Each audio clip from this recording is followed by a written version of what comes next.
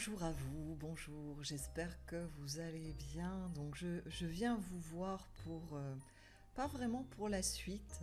La suite ce sera demain, la suite de la pratique que je vous propose à l'occasion de cette sortie d'année 2020 et de cette entrée en l'année 2021.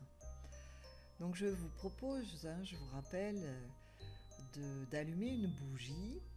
Et chaque fois que vous passez devant, de, de vous reconnecter, moi je dirais au cœur, à ce qui va surgir de vous-même, de l'intérieur de votre être, pas du mental, mais qui va passer à travers le mental pour que vous puissiez à un moment le formuler en mots, bien évidemment. Mais ce n'est pas une réflexion. Ce qui surgit de vous, de, de cette part de lumière de vous, de cet être qui est vous, qui va naître, à laquelle vous allez donner naissance en 2021. Donc à chaque fois que vous passez devant la bougie. Alors je viens du coup pour préciser, puisqu'il y a eu une remarque sous la vidéo d'hier, mais aussi des emails qui m'ont été adressés, peu importe que vous ayez une neuvaine ou pas. Faites toujours en sorte que ce soit là pour cette pratique, pour ce petit rituel, que le rituel, que vous ne soyez pas prisonnier du rituel ou de la pratique. Ça n'a de sens. Je vous parle souvent de notre vie qui est comme une scène de théâtre où on est des comédiens, où il s'agit de jouer, de danser notre vie. Eh bien, c'est un jeu que je vous propose. Ça n'est pas la pratique qui va vous permettre d'être qui vous êtes. Vous êtes indépendamment de toute pratique, de toute croyance. C'est un jeu divin que je vous propose, un jeu de lumière qui est juste là pour vous servir de support, pour vous recentrer, pour revenir dans votre cœur et laisser émerger l'être que vous vous proposez. Et quand je dis vous proposez, c'est pas le petit jeu, c'est que votre âme se propose de manifester en cette année 2021. C'est le travail que je vous propose jusqu'au 25 décembre. Et à partir de là, donc dès demain, je vous partagerai l'autre aspect.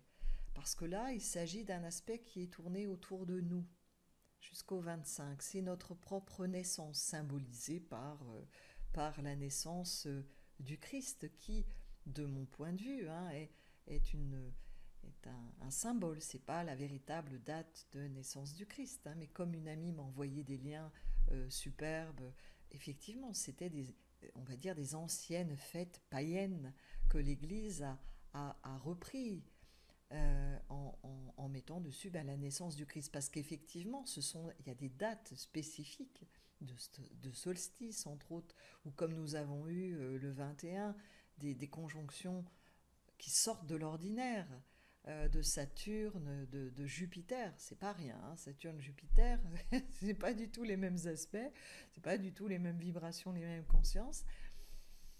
En Verseau, bon.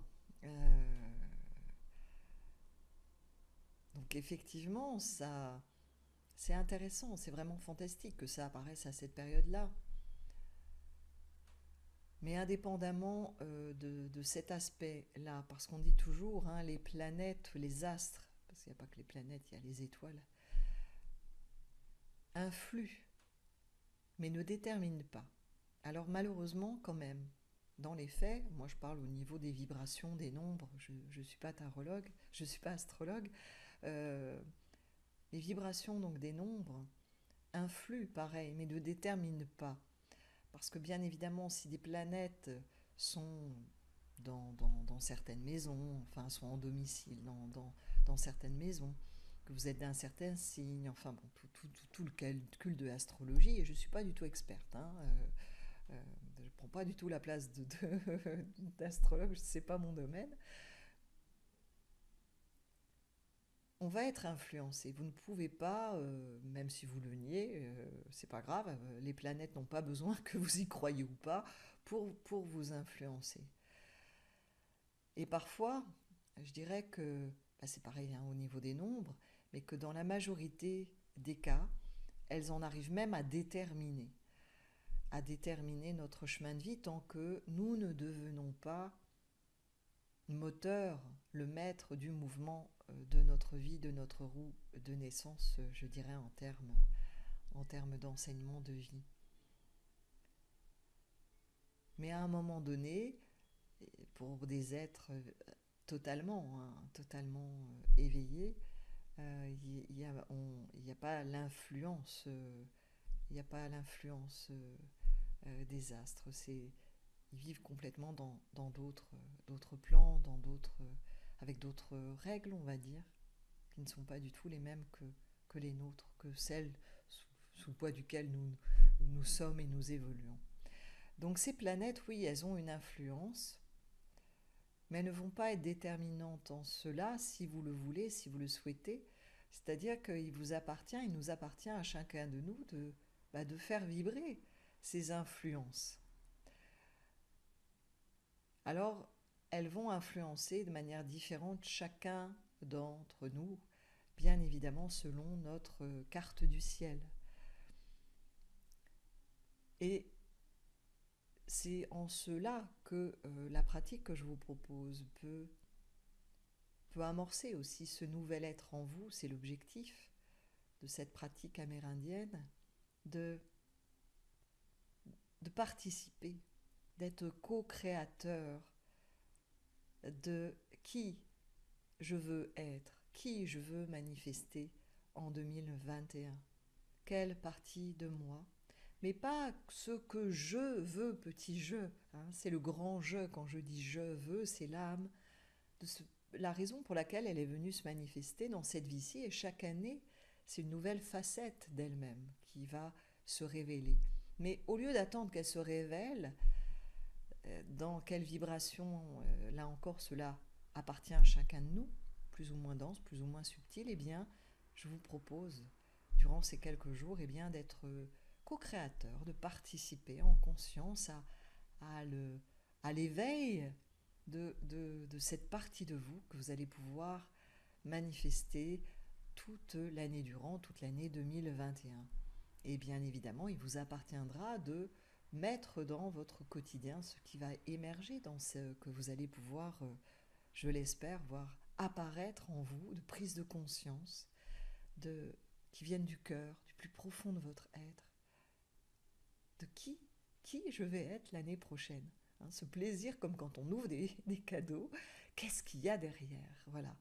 Non pas d'essayer de faire une continuité de vous-même, de qui vous avez été en 2019, 2020, 2018 ou je ne sais, mais vraiment d'accepter de découvrir un cadeau que vous n'attendiez pas du tout. Et pour cela, faites-le vraiment en coupant votre tête, pas en ayant des a priori, en construisant qui vous voulez être l'année prochaine, mais ouvrez-vous avec joie et délice comme un enfant à la découverte de vous-même durant ces quelques jours devant votre bougie. Et ça n'a aucune importance que vous n'ayez pas de neuvaine. Si c'est une bougie qui s'éteint au bout de 2 heures, quand vous repassez devant, vous allez acheter des bougies qui durent ce que vous pouvez. Et vous rallumez une autre bougie dans ce cas-là. Rien que le fait de rallumer, c'est que vous rallumez votre intention. Vous rallumez symboliquement votre désir d'aller au cœur et de découvrir vos cadeaux. Ça n'est pas grave que la bougie s'éteigne au bout de 2 heures, au bout de 3 jours. Peu importe. Ne soyez jamais limité. Ne vous rendez pas esclave d'une pratique. Parce que dans ce cas-là, ça y est, vous êtes déjà en train de recréer un dogme, de recréer... au lieu que ça vous libère, c'est en train de vous enfermer. Et vous êtes en train de vous relimiter à de nouvelles croyances. Ce que je vous propose, c'est pas de nouvelles croyances, c'est pas des pratiques qui vont vous amener à être qui vous êtes. Aucune pratique n'est la baguette magique qui fait que vous êtes éveillé, parce que c'est pas comme ça que ça est, que cela est. C'est pas à la suite d'une pratique. Donc simplement, prenez plaisir à partir à la découverte de vous-même à travers ces quelques journées. Et puis dès le 25, Donc c'est-à-dire qu'à partir du 26, on passera là à une autre dimension. Donc le 25, le nombre 25 est relié au corps de lumière, on dirait. Voilà. C'est-à-dire qu'en fait, on va... j'aurais bien fait démarrer, moi, cette année, vous voyez, à partir de 2020, de 2020, à partir du 20 décembre. Pourquoi? Parce que on a 20-21. On va être en 2021. Or, on est le 20 décembre, le 21 décembre, vous voyez, ça se succède bien. Il se trouve que bon, le 20 décembre, j'étais assez débordée, impossible de faire quoi que ce soit sur YouTube. Mais indépendamment de ça, je ne suis pas sûre que je l'aurais fait le 20. Parce que on a déjà eu cette mort et cette renaissance. Mais c'est ça, c'est-à-dire que symboliquement, le 20, c'est mort et renaissance et accéder à d'autres corps conscience, nos autres corps conscience, accéder à d'autres consciences. Le 21 marque la réalisation vers une nouvelle réalisation de nous-mêmes. C'est le nouvel Horus, c'est l'enfant Horus qui devient par contre, on va dire, autonome, hein, qui commence à avoir euh, capacité à gérer, à conduire ses corps conscience, à être beaucoup plus conscient. Le 22, on arrive vers une libération, euh, une liberté intérieure, une capacité à devenir fou de Dieu. Alors bien sûr dans les vibrations les plus hautes. À être libre, libre de tous nos jugements, de toutes nos pensées, de toutes nos croyances. Je regardais en même temps la date, hein, c'était hier, le 22. Et puis le 23, aujourd'hui, c'est la supraconscience. Je vous fais référence à l'enseignement de vie, hein, au nombre de vie. Je vous fais référence au tarot de vie. Là. Le 23, la supraconscience. Donc là, on réunifie cerveau gauche, cerveau droit, le féminin, le masculin. L'éveil de Kundalini. On accède à ce qui est, mais pas par le mental, par, on va dire, le supramental. Et le 24, c'est Merkaba, donc c'est une union de différents corps conscience, le Ka, le bas, à travers donc la pyramide mère en égyptien. Donc là, on réunifie tout ce qui a été fait entre en fait, le 20 et le 24, et le 25 apparaît notre corps de lumière, en tout cas dans ce cycle hein, de travail, là, par rapport au travail que je vous propose. Ce n'est pas toujours ainsi qu'il faut lire le tarot de vie. Hein. C'est une lecture à partir de notre petit rituel, de notre petit jeu avant Noël, de naissance à nous-mêmes. Et ça, vous pouvez le faire, bien évidemment, chaque année, avant cette période hein, de Noël. Mais ça, j'en avais déjà parlé il y a 2-3 ans déjà, je vous avais partagé cette pratique. Alors, à chaque fois, je vous la partage différemment parce que c'est ça ce qui fait qu'une pratique est vivante. Hein. Il ne s'agit pas de refaire après, je vais réappliquer exactement la même chose. La pratique, elle est porteuse de vie si elle est vivante, si vous-même vous êtes vivant et que vous n'êtes pas enfermé par une pratique et que vous acceptez de la laisser vivre. Peut-être que l'année prochaine, je vous le proposerai complètement autrement, ce travail. Voilà. Parce qu'il vit avec moi et que j'ai pas figé le truc. Sinon, il est déjà mort. Hein. C'est déjà un livre, comme les livres religieux, qui sont porteurs de vérité.